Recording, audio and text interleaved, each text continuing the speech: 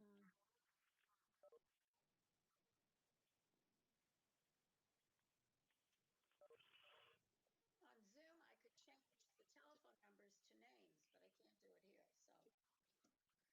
but I can't do it here.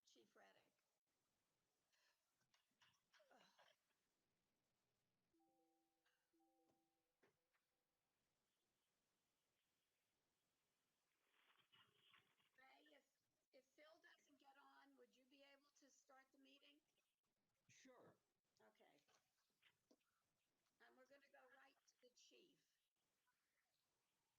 Okay, do you want to do that now, Amy? I don't think he's ready to talk yet. Okay. I don't see his picture and his mic is muted. And I see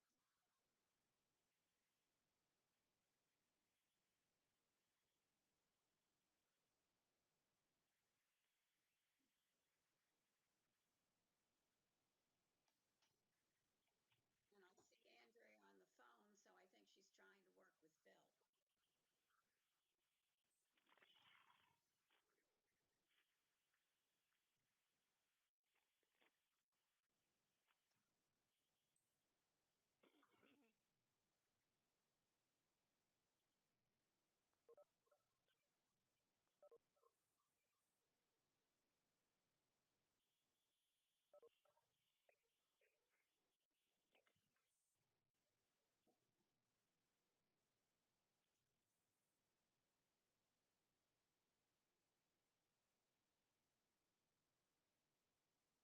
up twice. I don't know why. The chief is on.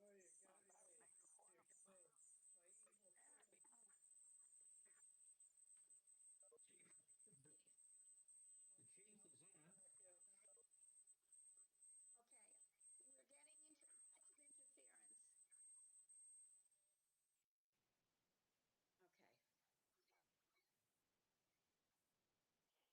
Okay, shall we call the meeting to order? Meeting is called to order, and the first item of business we're going to address is the approval of the minutes, which unless somebody says no, I will assume are approved. Okay, done. Now we will go to Chief Riddick. Amy, do you want to say anything before it begins? I don't have, oh, I see Phil. Phil just Yeah, came I'm on. on. Oh, okay, great. Can you hear me? Okay, Yes. okay, welcome, I'm sorry. I won't go into how much trouble I've had this morning. Ray, And we've got the chief here. Yeah. Welcome, chief. Hello? You got you, Ray? We've Yeah, got, it's me. yep, Okay. We begun the meeting by approving the minutes, Phil.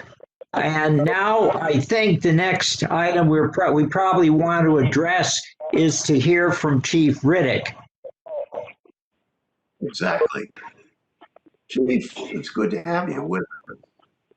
Good morning, everyone. Thanks for having me. I'm not sure who is the administrator, who's the host for the WebEx? Who's controlling the meeting? Andrea, Hi, Andrea. Are you able to? You should have the administrative function to mute everybody else. We're getting a ton of feedback. Yeah, that would be from Mr. Who's having the feedback? I'm not hearing any right now. Yeah, I'm not sure There was who it one was. person that was trying Open to line. why there was feedback. Okay, just as if I would be very, it would be very helpful if people come out if you could just keep them muted. Thank you so very much. You know, technology is great. At the same time, we just had a meeting this morning with WebEx, and I don't know what was going on. A little animal was running through or something, but it kept, fading in and out. So I see that it must be me. The little gremlin is following me to this morning's meeting too. So anyways, thank you all for the opportunity to speak briefly this morning, and I'll just go through a couple of things, and then I'd be more than welcome to entertain any questions, concerns, suggestions. Just a brief background on myself. I've been in law enforcement for 27 years. This December will be 28 years. I started my career in the Ansonia Police Department back in 1993. Soon after, I went to Waterbury for 24 years there. I was fortunate to do some good opportunities there and end up being the chief. I was also involved with the union, the SWAT team, internal affairs, and a bunch of other things, a field training officer. I feel I was blessed to have the opportunity in 2018 to be hired by the West Hartford Police Department. It's been a wonderful experience for the past 2.5 years. I'm married with, 6 kids, blended family. With my wife, we got a couple grandchildren, and if you guys keep a secret, since she's not on, she's a little older than me. So, that's part of the deal too. As far as the nuclear family growing up, my mother and my father were married back in '65, and I was born in '66. I did the math. It all worked out correctly, so there was no shotgun wedding involved. I have a brother who was also in law enforcement. Unfortunately, he passed away in 2010 of brain cancer. He was also in the Waterbury Police Department. Our offices were adjoining, and he retired as a lieutenant. And I have a sister who is younger by about 9 years or so, and we're all got college degrees and own homes. So I think our parents did pretty good through the grace of God and a lot of prayers. A couple things. Education-wise, I have an undergraduate degree from Tufts University in political science and a master's degree in public administration for post-university. So education is extremely important, plus the number of professional trainings in the industry. What's facing West Hartford PD? Some of our goals going forward are technology, community policing, and more data-driven policing. As far as technology, some of you may have seen us lately utilizing social media with the 9 p.m. routine, just reminding people to lock their vehicles in their homes. We were soon to kick off, if you didn't see the press release about 3 weeks ago, a camera registry program in which we'll be going to volunteers for businesses and homes. If you'd like to submit your video to us in an unlikely event, but potential event that a crime occurs in your neighborhood, so we can review that video. I want to make it clear, this is not something that we will be monitoring. So it's not a monitoring service. However, it would be very helpful for us if something were to occur to have that video to solve crimes. Now, I have to admit, the genesis of this was not our own creation. We stole this idea from Bristol Police Department. So we have a sticker. We just got the okay and approval for the final sticker this morning, and we will hand those out to those businesses and those homes who want to participate with us. Also with technology, we are looking at body cams right now. With the new police accountability law, that will be mandatory within a year or so, but we already were exploring that option prior to that. We have LPRs, and with LPRs are license plate readers. We are also exploring those. So instead of officers punching in license plates, they can sit in their vehicles and drive around, and unregistered motor vehicles, uninsured motor vehicles will pop up on our screen, thus being much more efficient and getting these folks off the road. Internally, as far as some of our training, the old days of having a huge whiteboard and doing training that way is passed us by. And by the way, I do have a whiteboard to remind me how to do things, but not necessarily for training. We have the smart boards and the like. So we do have smart boards at the police department in our training center. And we also use what's called Power DMS. So this way we can upload material into the software, into the program, and then have our officers read updates on laws, updates on policies. And then, you know, the important thing is not just to read something, but to have, if we remember back to our school days, comprehension. So there's also a short quiz after the officers read the material, and they have to require to get 100% on the exam, on the test. Now the test is only about 4 or 5 questions, and they are, if they do get one wrong, they have to go back in with the correction. So before you can go forward to the next policy, you must get 100%. What else do we have here? Community policing. Well, one thing that when people hear community policing, many times it's the silo effect. They associate community policing with the community relations division, as opposed to the entire police department. We have really been working hard here to continue the tradition of expanding community policing to department-wide. You know, part of the philosophy is within, for example, a patrol officer has an hour that they're working.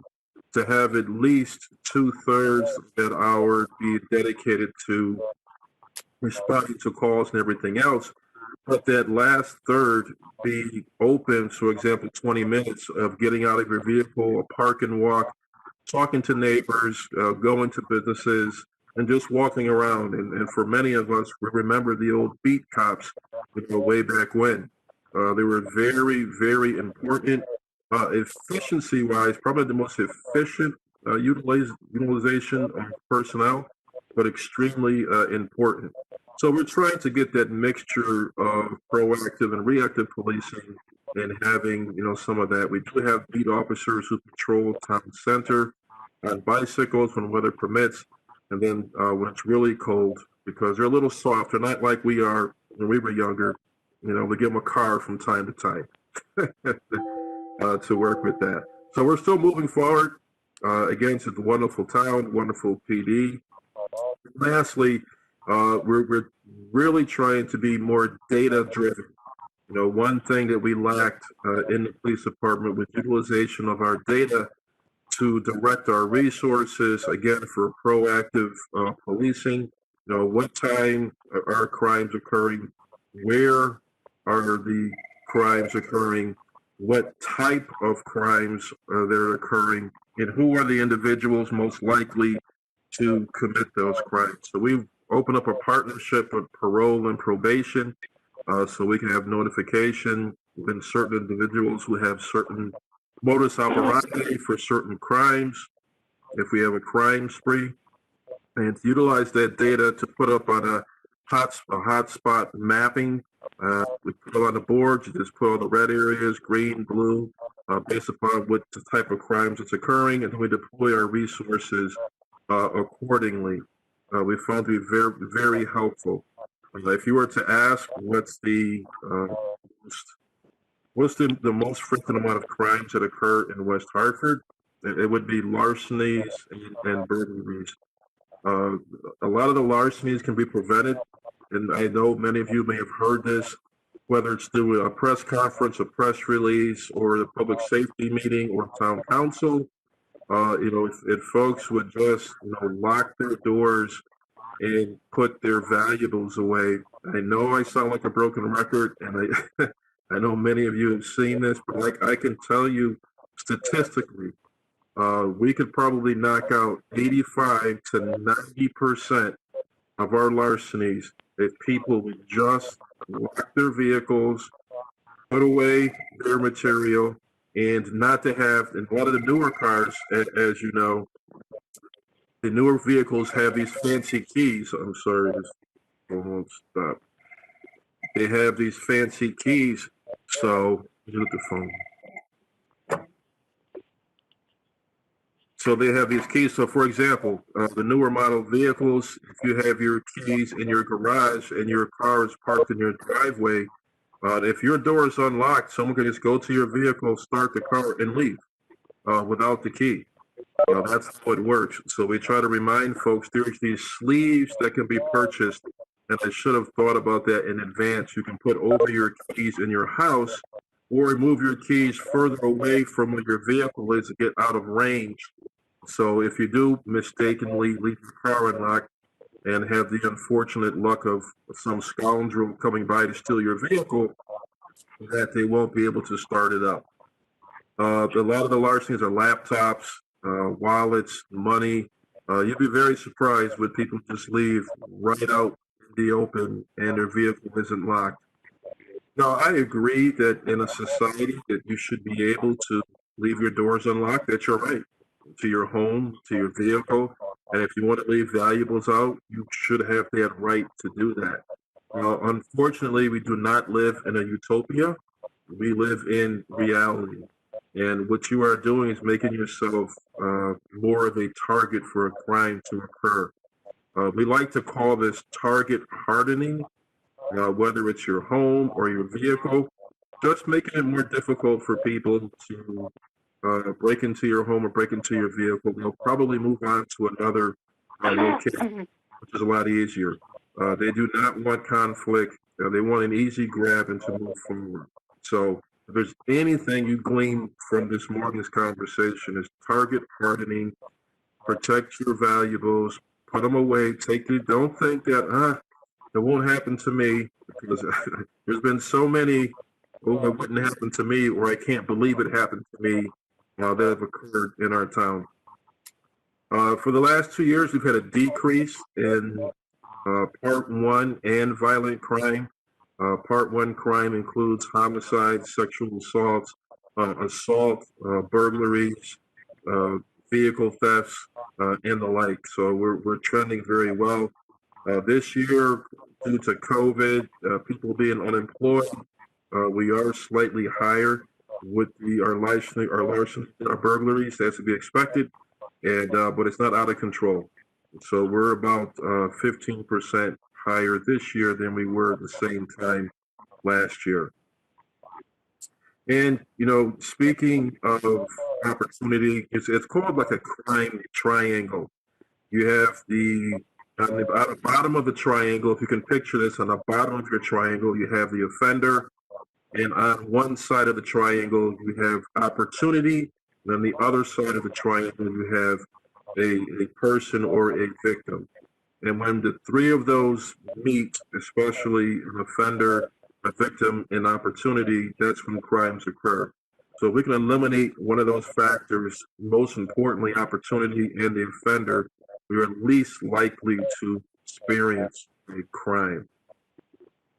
Now, I have a couple, and I know I'm blabbing on forever and ever, but I promise you I'll stop soon and entertain any questions.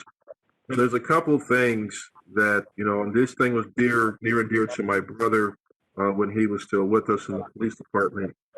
He used to deal with the triad in the Waterbury area that dealt with the seniors, and he made it his passion to educate the seniors. Collectively, most of the time you've got your finances in order. You're very intelligent, but the negative what we have with our seniors, and it's a negative that's also a positive, is our seniors have good hearts and they want to help people.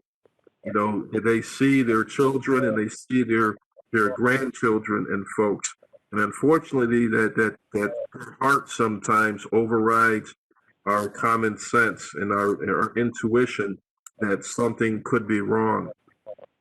With a couple of crimes, and this is probably stuff you know already, but in case you don't, that you really need to be concerned with. One, counterfeit prescription drugs.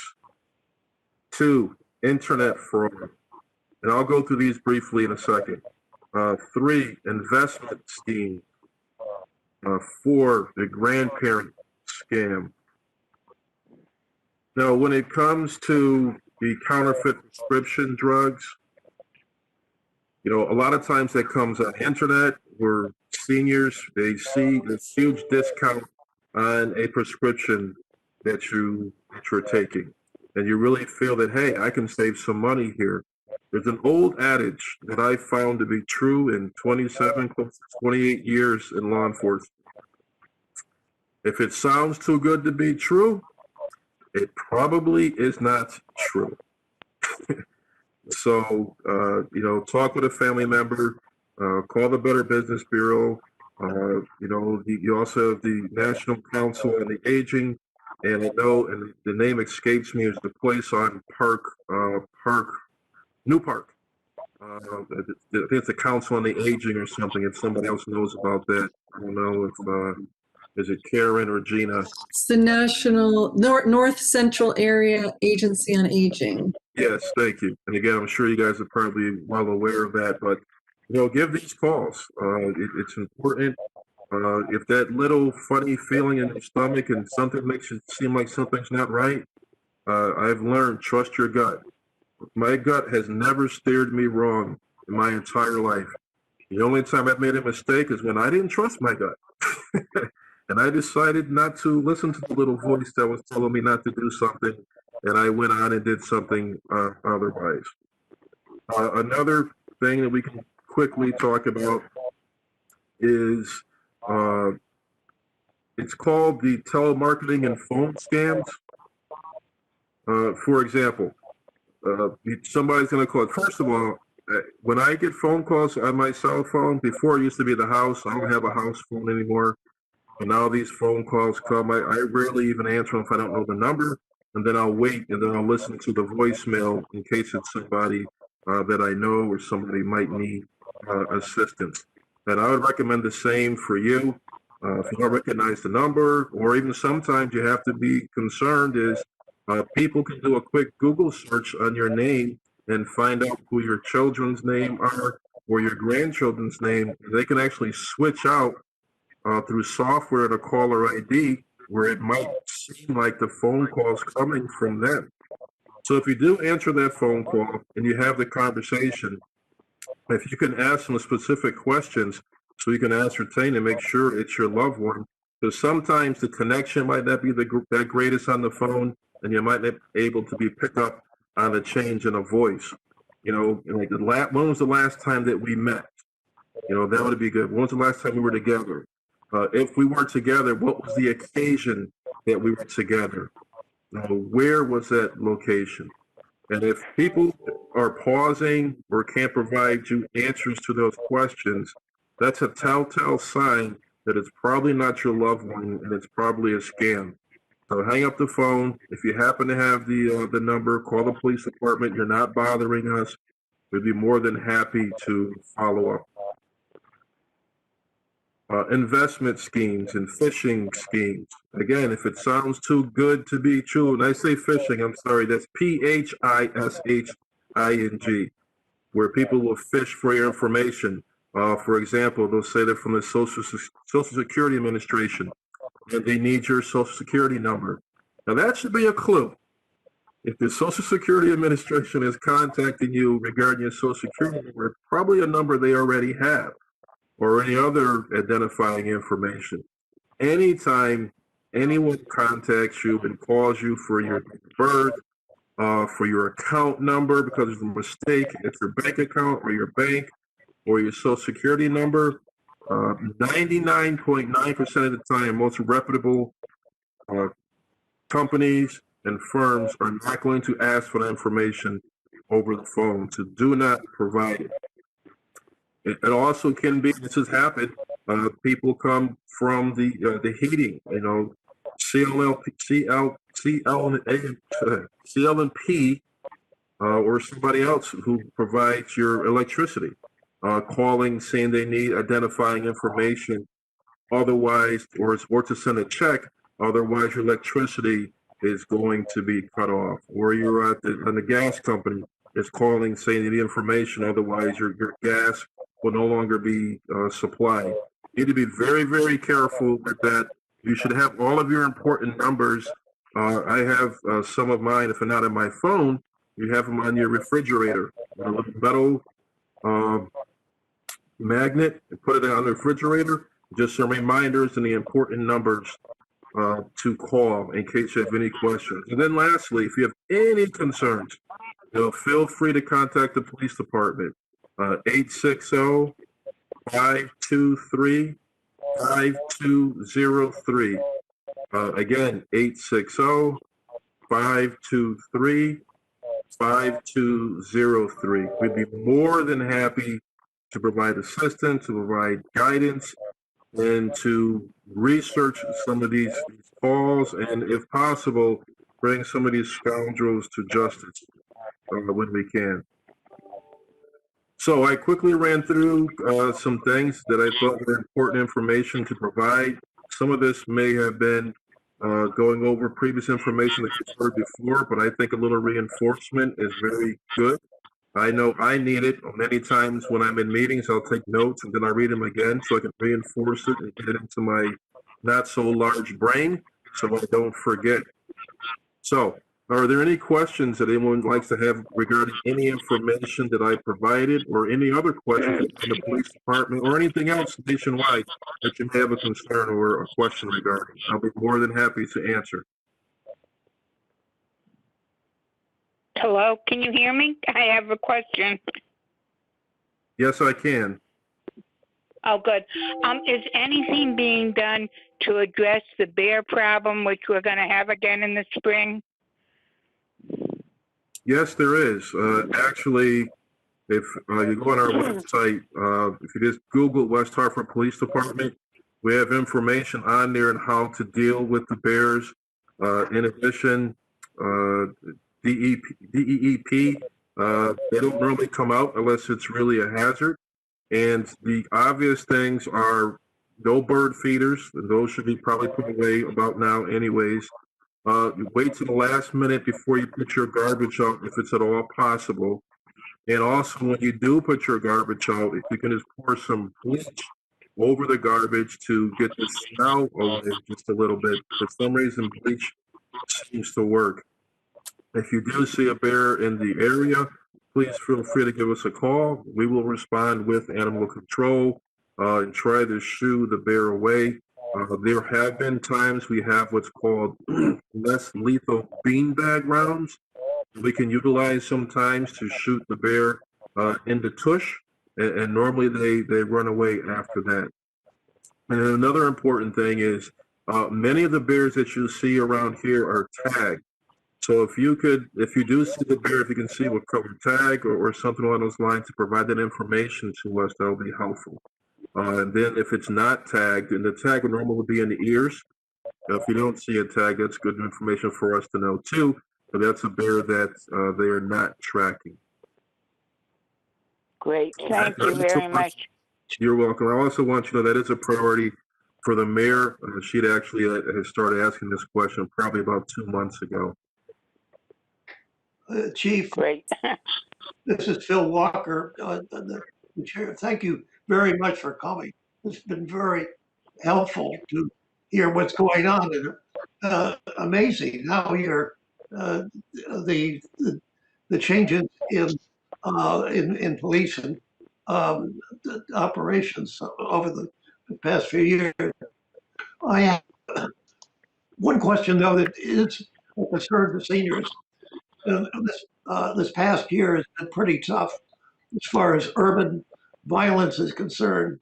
And what was frightening when spilled over to a couple bourbon. And I'm wondering, does the district department have a game plan for responding to, if in case, we hope not, but anything like that happens? Yes, Phil, thank you for the question. We have a couple of things in place. One, we have our community support unit that we established about 2.5 years ago. And they deal with quality of life issues, and they're like a street crimes unit. They deal with the street crimes. We also have a partnership dealing with in the Cap region with Hartford Police Department and the state police.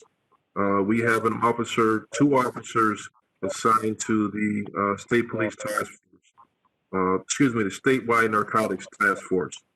So that's a combination of state police, local police, and sometimes even federal authorities.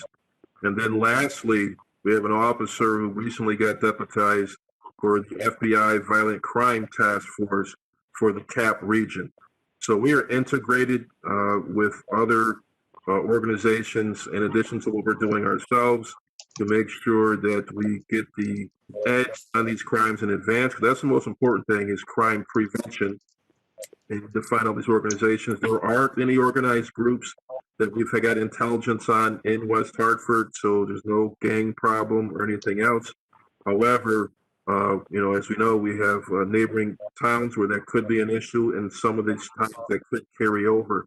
And regarding, drugs, supply and demand. Let's make no mistake about it. There is a level of demand in our town.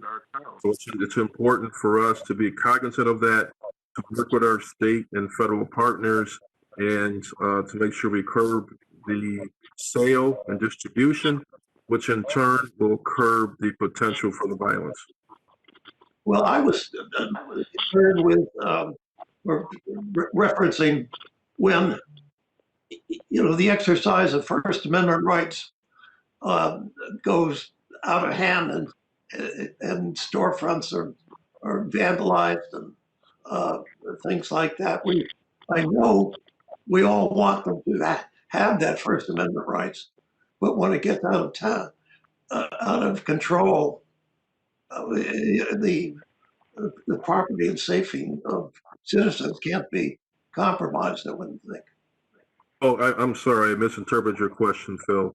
Well, we had at least, I think it was 4 demonstrations this past summer, the largest of which I think was 1,500. Each of those were peaceful, and without giving away tactical information that I can't do. No. Just keep in mind, if you, for example, if you see, let's just say you see 10 police officers that you see, I can tell you there's another 20 or so that you don't see, and that are deployed discreetly throughout the area to take action if necessary. We do have operation plans we put in place for these types of events. We have contingency plans in place in our partnership with our surrounding police departments. And, and this might sound counterintuitive sometimes, but sometimes the best show of force and order is a lack of display of force and order, and giving people their space. And because some folks are looking for problems, give them their space. You move back a little bit, let them say what they have to say, provide some escorts when they're walking around, and then many times it's over. You want to try to identify the agitators as soon as possible, get them removed as quickly and safely as possible. And many times the intelligence that you gather prior to the event was very helpful for identifying the agitators and those who were coming here to cause problems.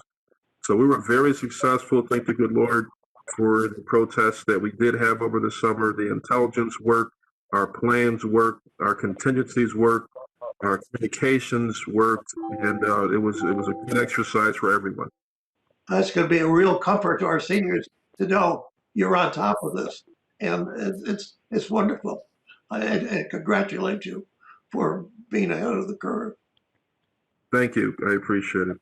And lastly, it's and I laugh for lack of anything else to do. Our country has changed in many ways, and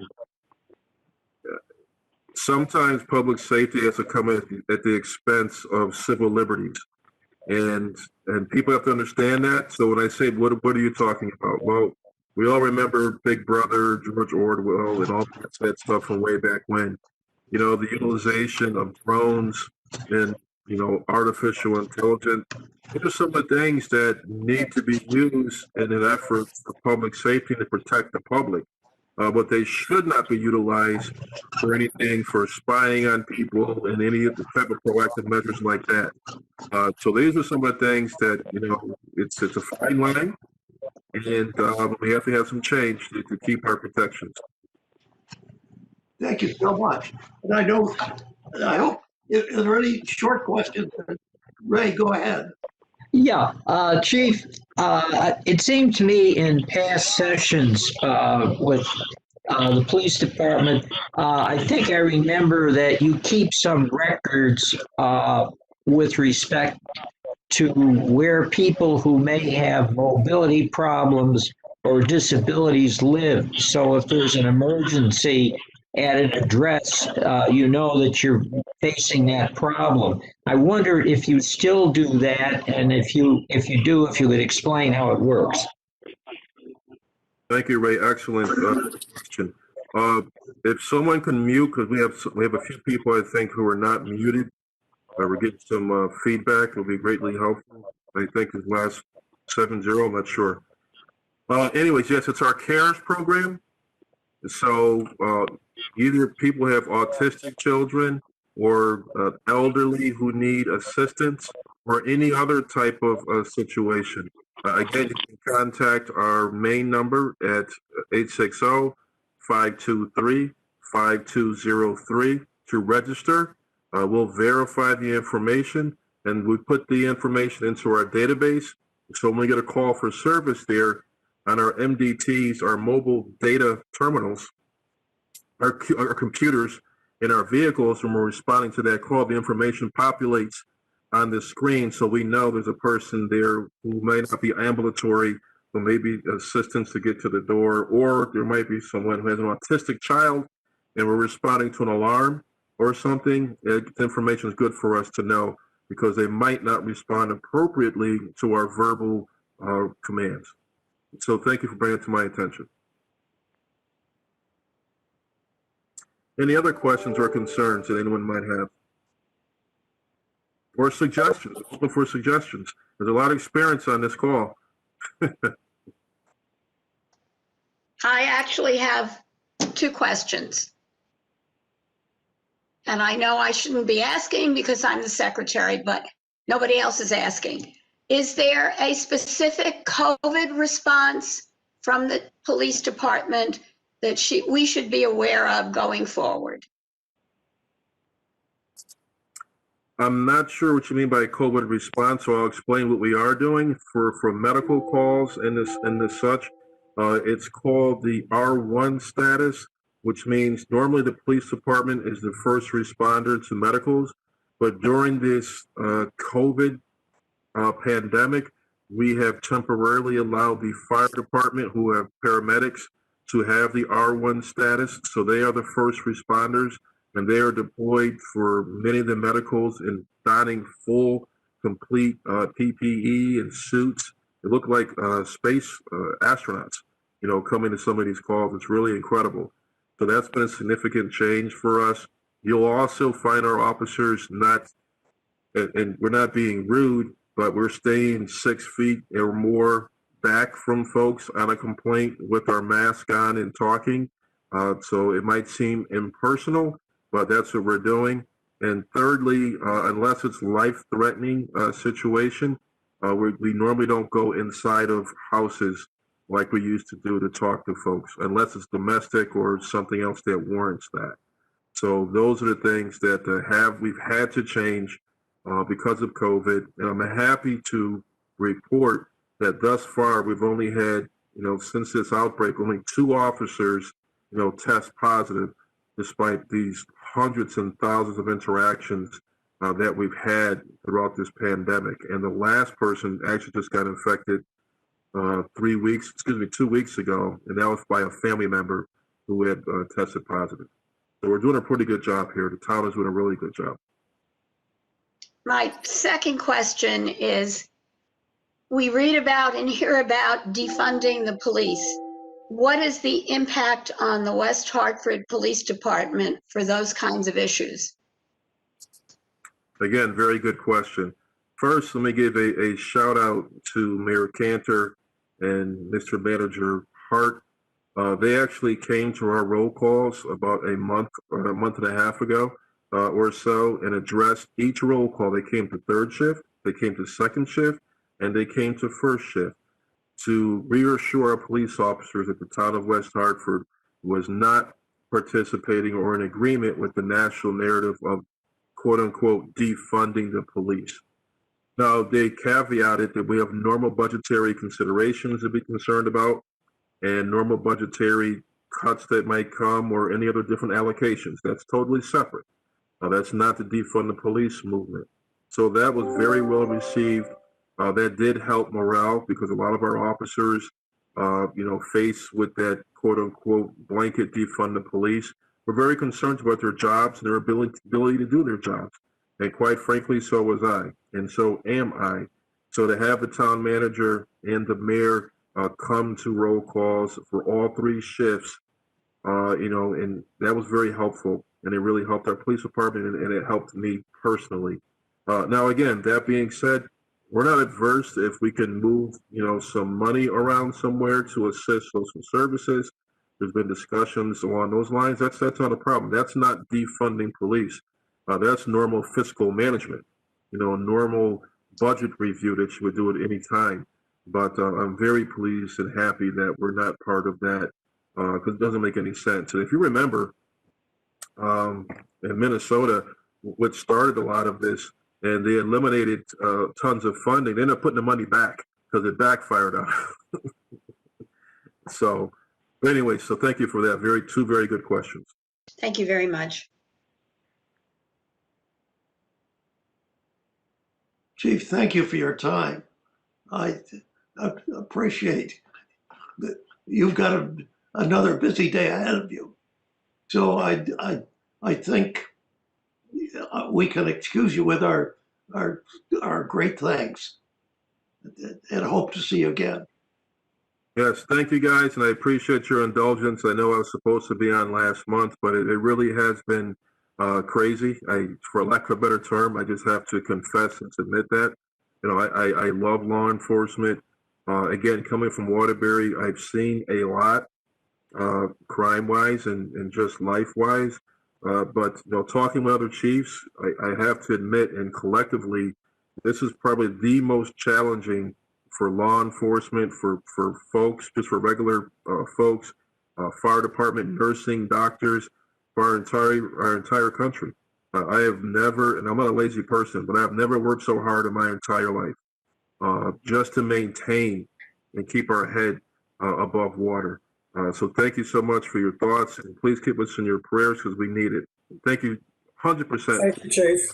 Thank you. Thank you. Bye. Hi, Bob. Hello, Phil. How are you? Doing Hey. well. Do we have a quorum? Yes, we do. Okay, that's good. And as I understand it, the minutes have been approved. Yes. I want to bring up something. I believe that my term ends this year, and so there's going to be a need to get a new chair of the department. Excuse me, of the commission. So I would ask for volunteers to be on a nomination committee and perhaps report next month at our meeting. Any volunteers? Because if we don't, I'll have to do that.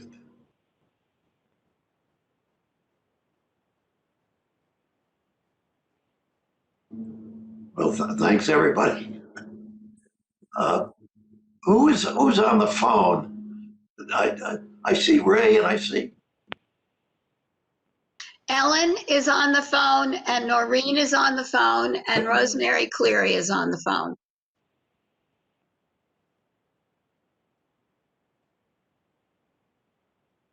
I wondered, well, since we don't have there, I'll volunteer. I'll volunteer Ray and Rosemary to be on and come up with a recommendation, nomination for my successor.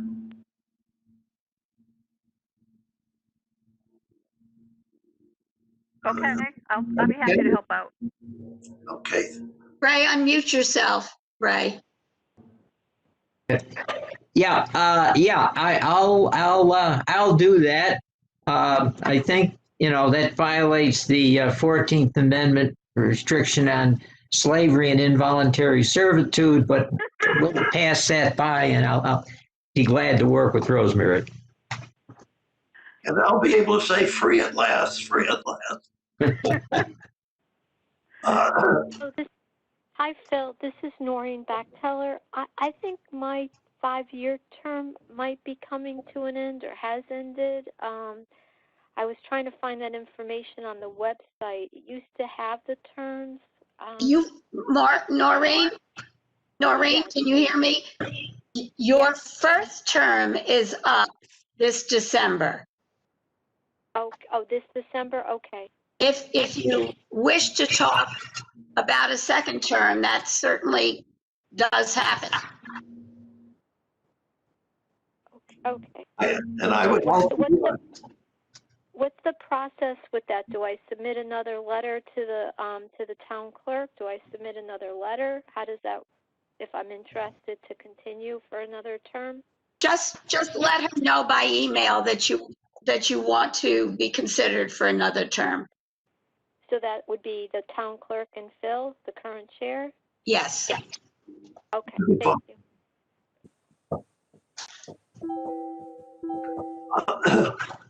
Do we have, from the town, do we have Gina and Karen? Karen's there and Gina's there also. Well, Karen, why don't you start out with your report on social services? Okay. Good morning, everybody. It's great to see you and hear you. We have, like everybody in the town, been very busy at social services. We continue to work full time, partially remotely and partially in the office on a staggered schedule, with very limited direct contact with clients, only if it's really necessary. And then we will meet mostly outside with masks and everything. We continue to take referrals of all kinds and available for any issues. The food pantry remains very active in giving out increasing amounts of food, as you can well imagine. They have a very large group of volunteers that has been helping with the food distribution and delivery to homebound or ill people.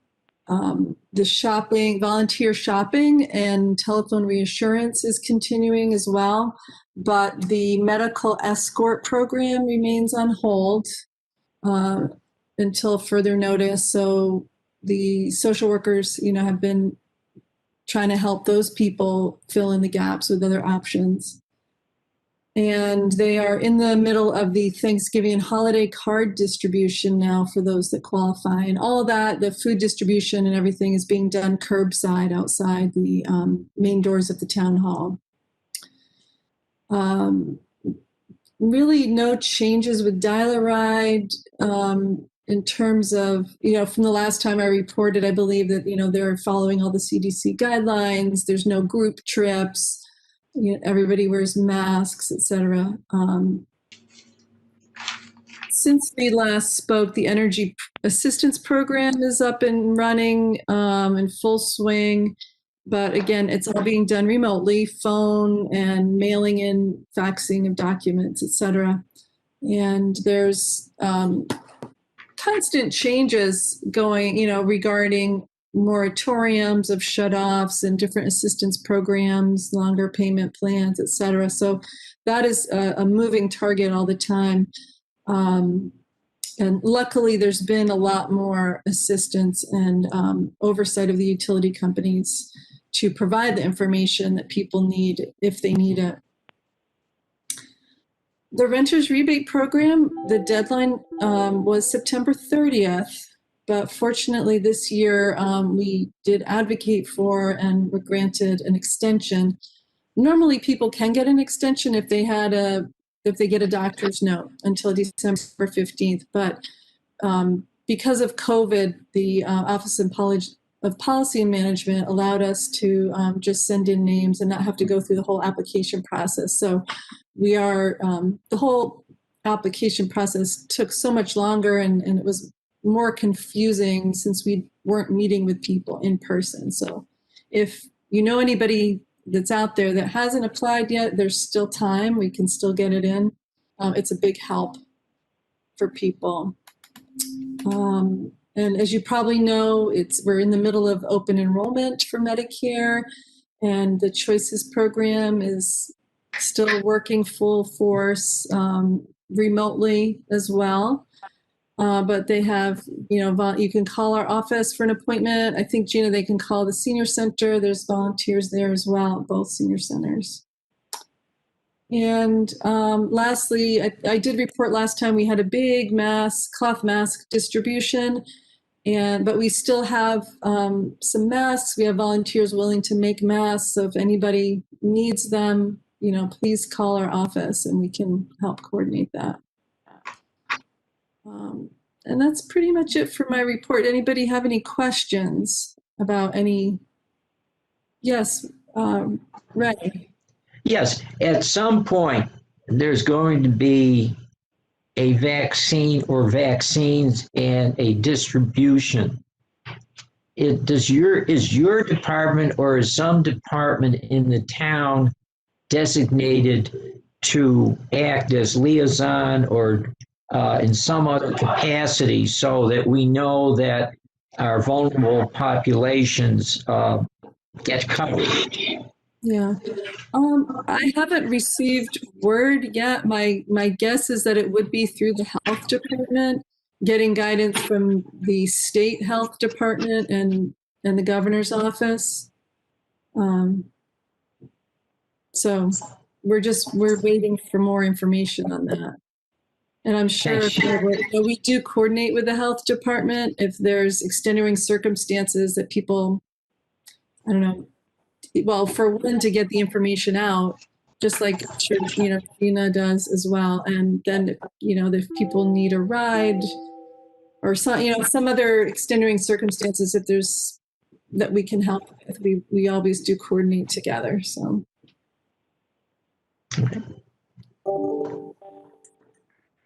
Karen, this is Phil. Have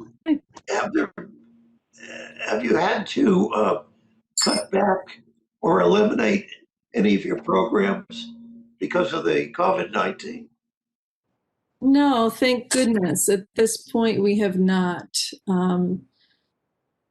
We're trying to think. I mean, for social services, we haven't really cut back any programs. We've had to change things like how we do things, but we haven't, thank goodness, had any cuts. We are being careful. We have access to the Town That Cares Fund for emergencies, but we're always very careful with those funds. Thankfully, to date, there have been other, typically we use them, for example, if somebody's electricity or heat has been shut off, some emergency like that. Fortunately, so far, there's been a lot of COVID funds to help with rent relief and utility relief.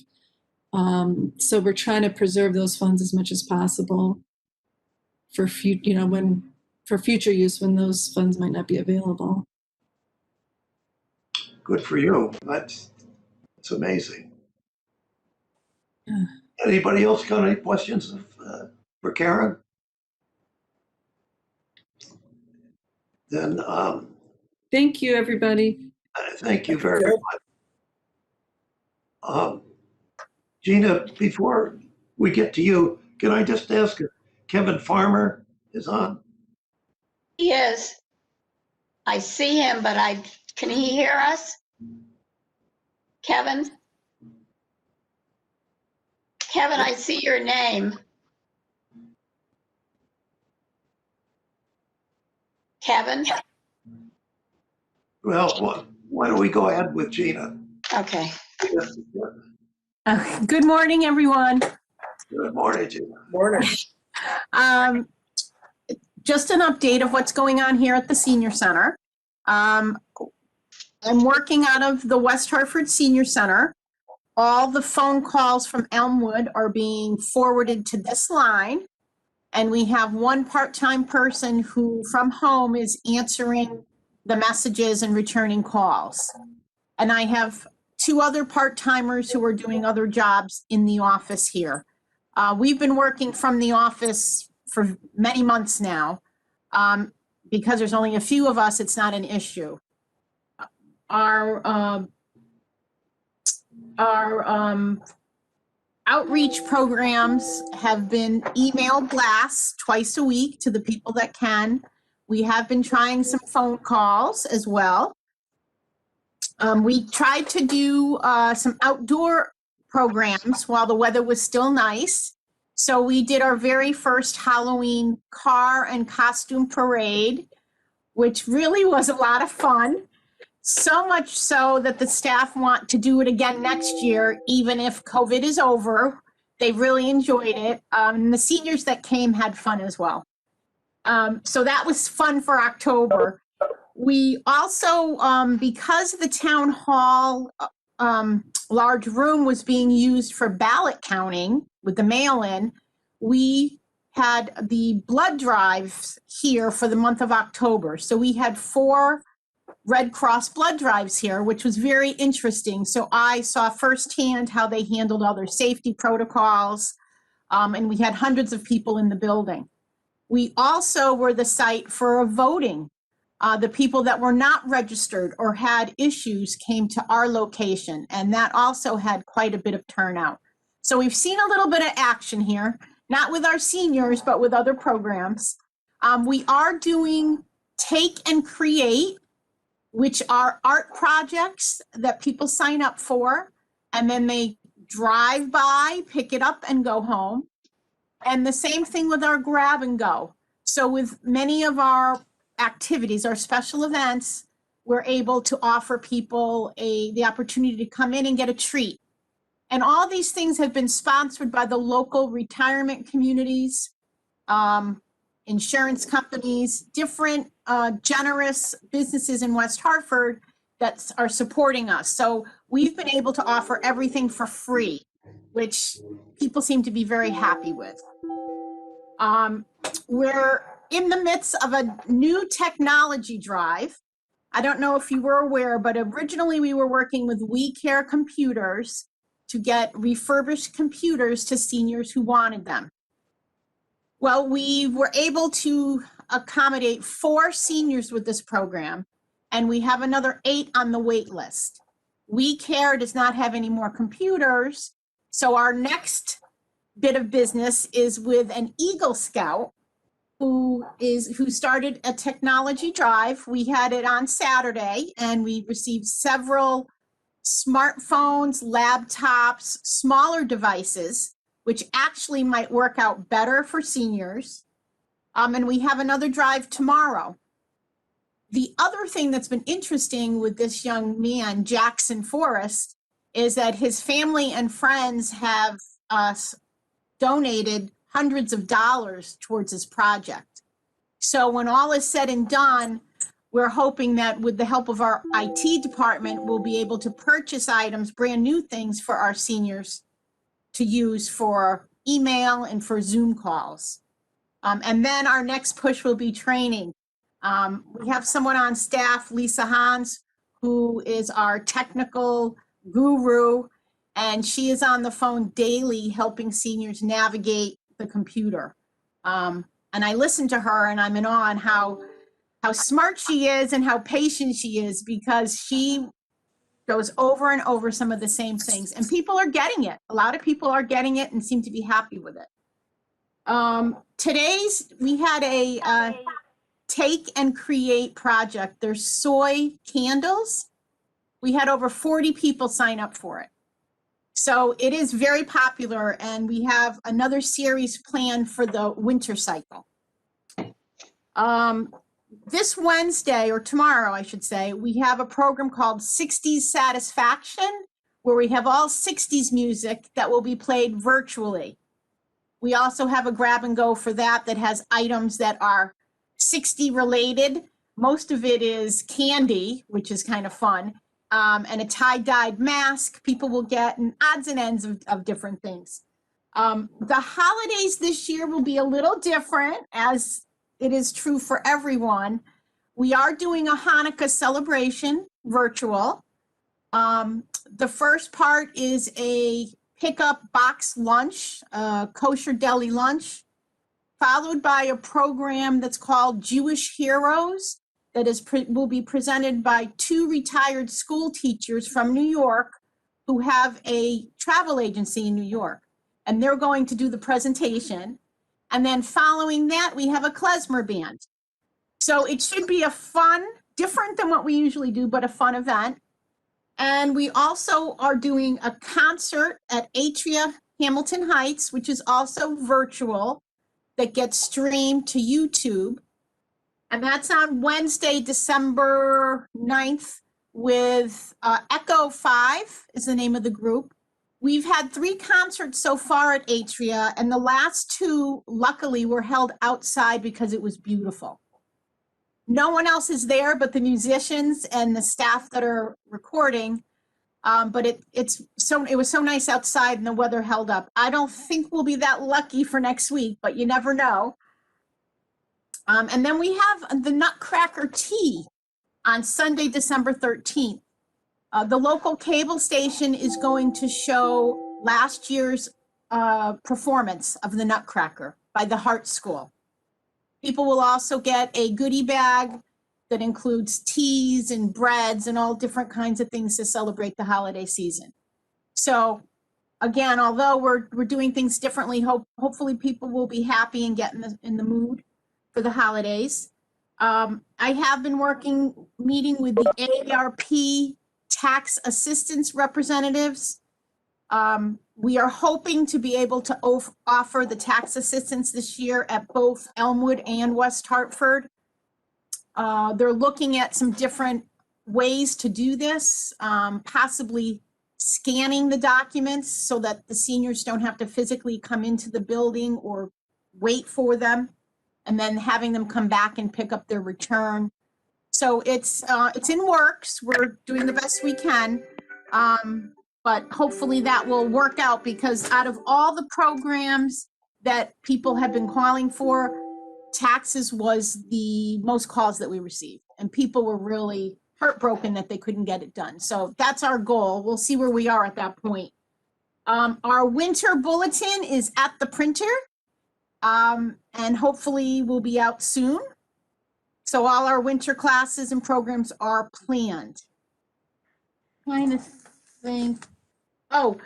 We did do a fitness challenge with the South Windsor and Plainville senior centers. We came in second place. We didn't win, but we did increase activity among our members. There were, I think, close to 1,800 different activities that our members did. So it got people moving, which was the point, which was good. And then we've been getting calls. The people that want to come back, are the most vocal people, I should say, are our fitness center members, pickleball players, and table tennis players.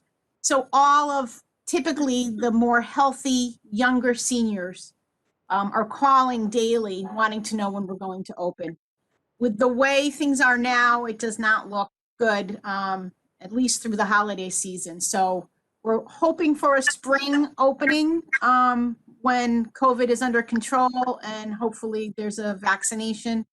But we'll keep everybody posted when we know. Does anybody have any questions? What about the lunch program, at Elmwood? And the CRT lunch program is going on every Tuesday. What happens is the seniors come in their cars and they pick up 5 frozen meals, and that lasts them the week. And that's been going on, and they're averaging 17 people for that program on a weekly basis. The weeks of Thanksgiving and Christmas, instead of Tuesday, they'll be picking up on a Monday. But yep, and that's still going, and CRT is continuing this program the way we're doing it, at least through the new year. But unless the senior center is physically open, they're going to be continuing it, I think, this way indefinitely. And people seem to like it, actually. Are you doing it at both facilities or just Elmwood? Elmwood, which is where the CRT Right, program is located. And then on this side of town, Fellowship is doing the program as well. And I think their pickup might be on a Monday. thank you. You're welcome.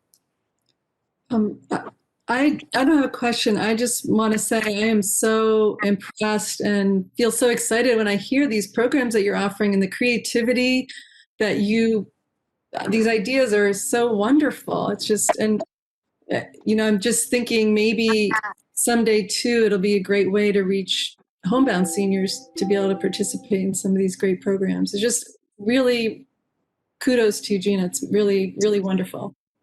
Thank you, Karen. It has opened our eyes. It's so funny because before this, computer classes were not important to me personally. We saw a decline in people wanting to use it. And our thought was engaging people in person, engaging activities, and computer just seemed a little too isolated. Now that's our only tool. So, with more technology equipment going out and hopefully more training, it opens up the world to everybody. And our staff has been talking about, even when this is over, continuing with our virtual programs because people can do both. That's a good thing. But thank you, Karen. I know how hard your department is working through all this. Gina, on your virtual programs, do you use Zoom? Yes, we use Zoom. Anything else? We tried a few different things, but Zoom seems to be the most comfortable. And we also have the ability that people can call in if we're doing the Zoom program. The Senior Center now has a membership so that we can do our own programs. Some of our presenters have their own membership. The problem with us presenting it or having the membership or being the host is that means a staff person has to be on. And it's such little staff that becomes a problem. We're doing quite a few programs. Our exercise classes are going wonderfully. They have 16, 18 people, 20 people in them, which is sometimes better than the in-person classes were. So it's interesting. Our history programs are also going very well. We have a very educated group in West Hartford, and they like things that challenge their brains. One of the new things that is coming up for the new cycle is America the Beautiful. It's going to be once a month, and we're going through the states alphabetically and doing a program on each state. And it'll be virtual, and there'll also be a grab-and-go gift that'll be state-friendly. So if pecan pie is the dessert for that state, you might get a slice of pecan pie that day. So we're working on that for the winter cycle. That's great. Thank you very much. You're welcome. Just of Gina, looks like you're carrying on bigger, better than ever. Yeah, I miss Ferroni, but we're doing okay. Okay, that's good. What do you hear from Kathleen? She's busy. She has, I think, 1 or 2 sons that moved back in that were from New York City. So she's back to cooking and cleaning for her clan. Because she has 4 boys, and they're all grown. But you know what happens. She misses everyone, though. She says she gives her love to everybody. Well, it's reciprocated, believe me. So, well, thank you, Gina. Let me see. Have we found Kevin yet? Kevin's there. I'm here, yeah. Would you like me to give a report, Phil? I would very much like it, yes. Okay, great. Good morning, everyone. Our new ride coordinator, Michal Lowenstein, was featured recently on November 9th in weha.com's Business Buzz. So we were pleased to see them publicize Michal's new position there. We are presently beginning our annual appeal, which is our only annual fundraiser. Half of our revenues come from the community, from individuals, businesses, and foundations. So we are quite dependent on that this year. Because half our ride volume is down, we are missing half of our ride revenues, and we need, therefore, from the community even more. So if you receive a letter, we'd appreciate it if you could donate. And if you don't receive a letter, our website has a donate button. If you could please go there, we would appreciate that very much.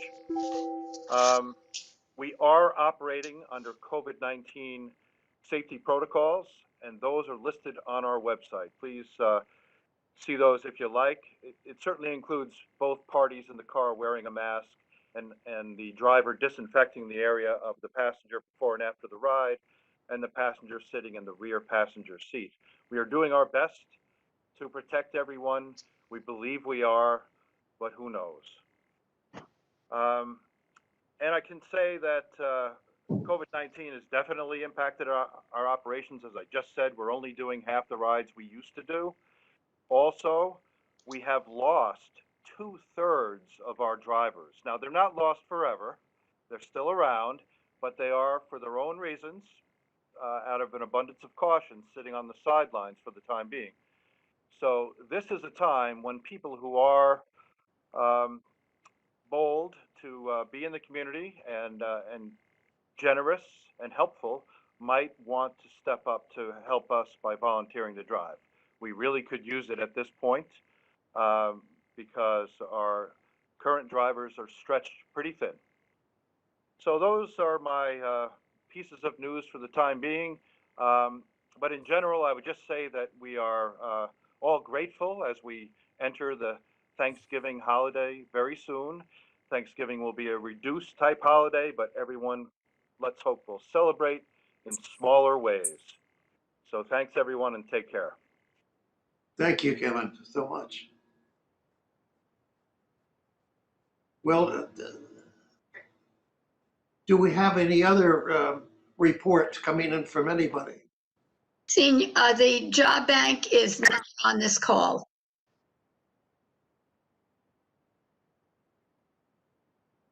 Is Sheila Diamond on the? No, Phil.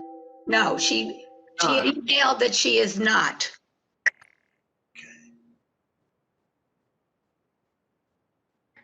Well, I'm glad we finally got the chief. I thought that was useful. And I thank you all for your participation. A question I have is, anybody got any ideas for a guest for our December meeting? Don't all speak up. So, this is Ray. I had sent you an email earlier, maybe this is not for December, but for January, about Kay Farrar, who's the new representative from West Hartford. Oh, yeah.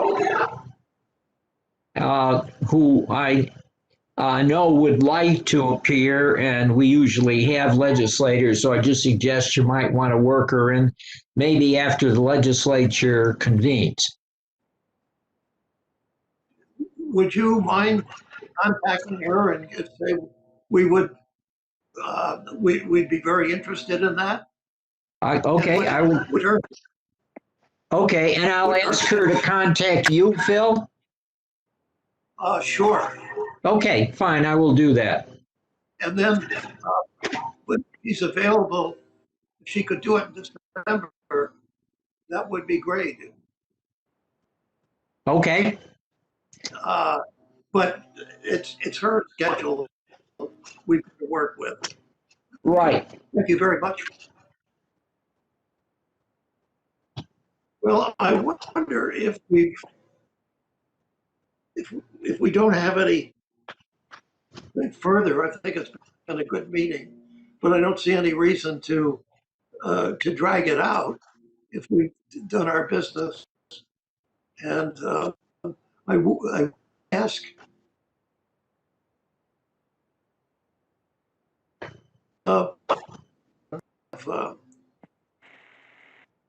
nominating committee to them for successor. It's